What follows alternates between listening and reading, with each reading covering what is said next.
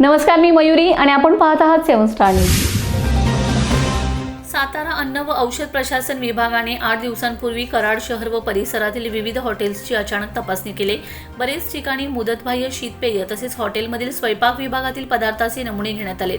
या कारवाईची 4 दिवसानंतर परिसरात चर्चा सुरू झाली. मात्र संबंधित विभागाने कोणत्याही हॉटेलवर कारवाई केली याची माहिती अनेक माध्यमातून लपवण्यात आल्याचं दिसून आलंय.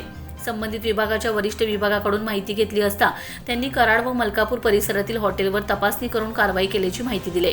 दरम्यान कराड शहरातील हॉटेल अलंकारमधील जेवणाच्या मुख्य विभागासह दर्शनी भागातील रेस्टॉरंट व बार काही दिवसांपासून बंद असल्याचं अनेकांना निदर्शनास आल्यानंतर याची चर्चा सर्वत्र सुरू झाली. या हॉटेलसह महामार्गावरील हॉटेल्स अलहरम, हॉटेल सागर, हॉटेल सन्मान, hotel NP fish, hotel RK बारवर ही अन्न व औषध प्रशासन विभागाने छापा टाकून तपासणी केली. या कारवाईत काही हॉटेल सील करण्यात आली असून काही हॉटेल्सवर दंडात्मक कारवाई करण्यात आली. अन्न व औषध प्रशासनाच्या तपासणीत हॉटेल्समध्ये जेवण बनवताना टाकण्यात येणारी टेस्टिंग पावडरसह रोटीमध्ये सोडा व अन्य वस्तूंचा वापर मोठ्या प्रमाणात होत असल्याचं निदर्शनास आले. अनेक ठिकाणी बनावट पनीर आढळून आल्याचं अधिकाऱ्यांनी सांगितलंय.